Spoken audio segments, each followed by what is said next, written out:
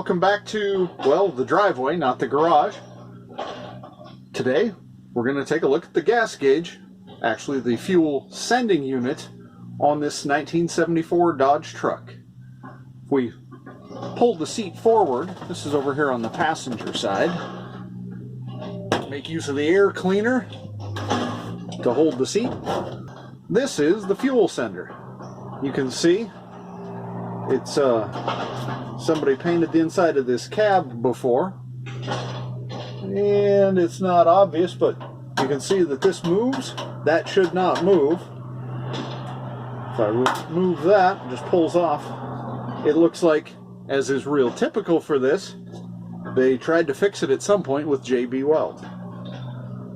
I apologize for the noise. They're still doing work next door. And again, it's just about quitting time on a Friday, so there's going to be plenty of people driving by. The reason I'm getting into this is as long as I've owned this truck, the gas gauge has always said empty. So I've tested the wire. We have continuity from here all the way back to the gauge, so I know the wire is doing what it's supposed to. It could be the gauge is bad. None of the other gauges work either, so it's quite likely that that's it, but we might as well take a look. Another problem was I was having difficulty with this a few days ago running. It acted like it was running out of gas. I had already put in a new fuel filter, so I just want to take a look inside here. Haven't been in here yet, so I want to know if maybe this is where the problem lies. You can see we've got this little piece of rubber fuel line here.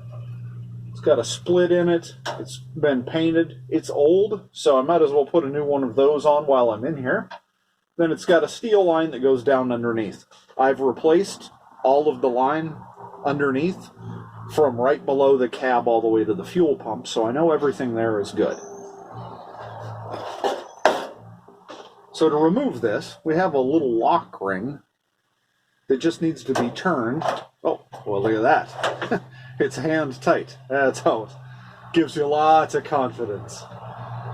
All right, so that comes off. And then I'm going to take this, loosen this hose clamp up. Since I'm going to replace this piece of hose, I could actually probably just cut it right here. That might be the easier route. We'll see if we can get it off there first, though. With a rubber line, when it goes into something steel, just grab onto it and give it a little bit of a twist to help break it free. There we go. I'll replace that in a minute. We grab onto the fuel sending unit. There's going to be a gasket. This one's rubber on here. It's got a split in it, so it's definitely seen better days. There's that variable resistor. Try to keep the gas in the tank rather than all over in the cab of the truck here. Oh, hey, look at that. Oh, nice.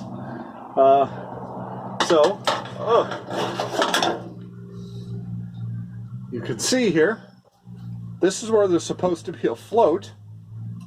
So that would definitely explain why it always reads empty. And there's also supposed to be a pickup strainer right here to keep any chunks in the tank. I also noticed when I tipped it sideways, it was kind of rusty that poured out of this hole.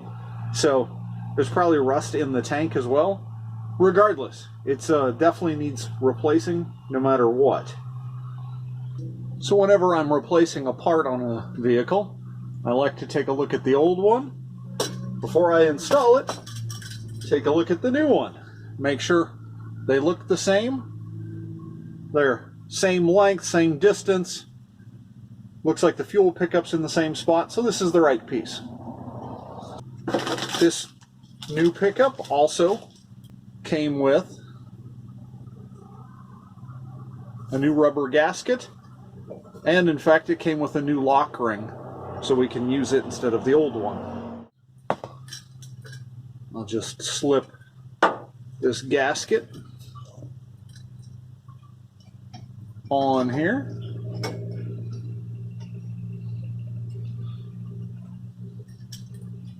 Get the float into the tank.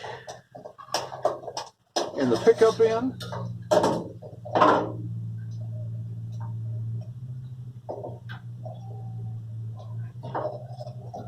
Make sure the gasket is seated, doesn't have any binding or anything.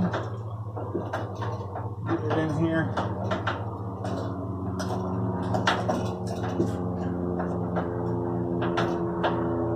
Somewhat centered. And we take the lock ring, take a look at it. It's got these little teeth. These are what you can use to tighten and loosen it. So those will be facing up. Doesn't go like that, goes like this. So put that on there.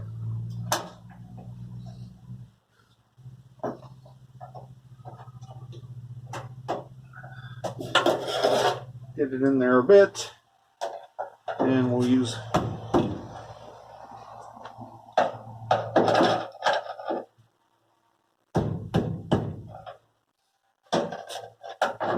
these teeth to allow us to tighten. There we go. So now I'll grab a piece of fuel line and a couple of new hose clamps. We'll clamp that on. While I was grabbing the hose, I grabbed a hammer, so we'll give this a little love tap here.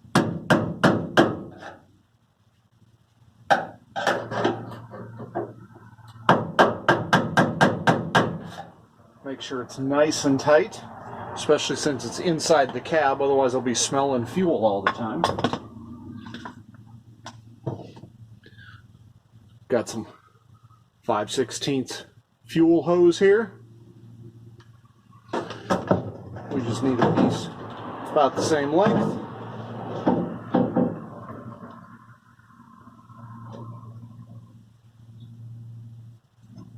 There's definitely a better tool for this, but these were just laying on the bench, so I grabbed them. Set that there. All right, so we've got one screw type clamp. This is an old compression style. I don't hate these as much as the spring clamps, but I dislike them, so you got to cut these ones off. There's no other way to get them out. So I just grab them with some wire cutters, give it a twist, and they'll usually tear. Again, grab the hose and turn it on the line to break it free.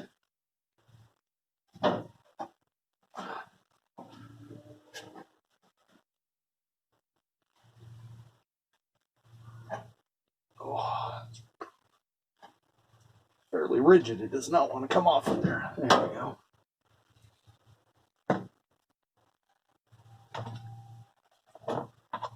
I also brought a couple of extra clamps because I didn't know what I would need.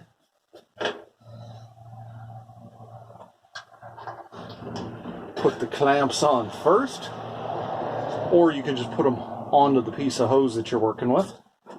But they've got to be on there first. Get that piece of hose up on there.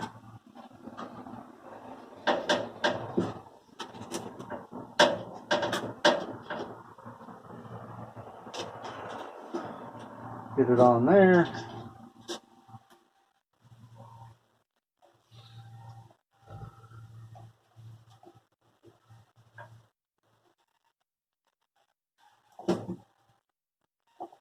Tighten down the clamps.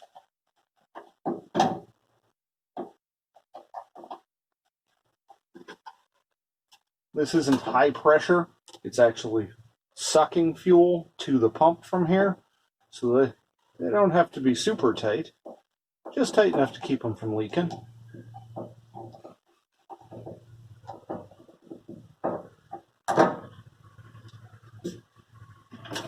Then we reconnect the wire.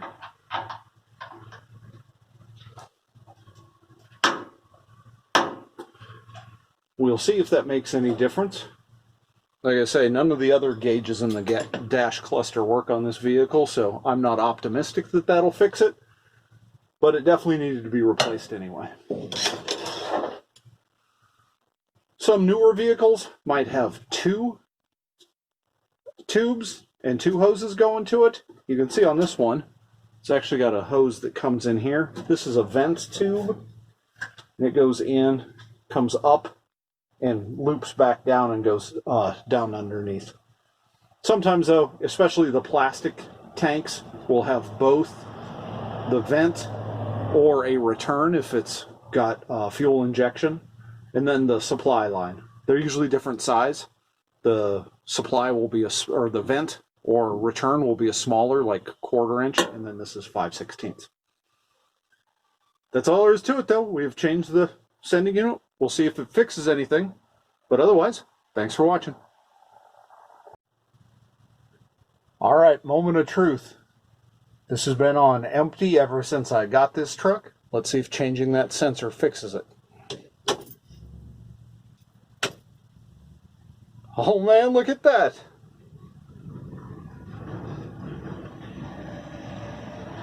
You can see that most of the markings on that gas gauge are also gone.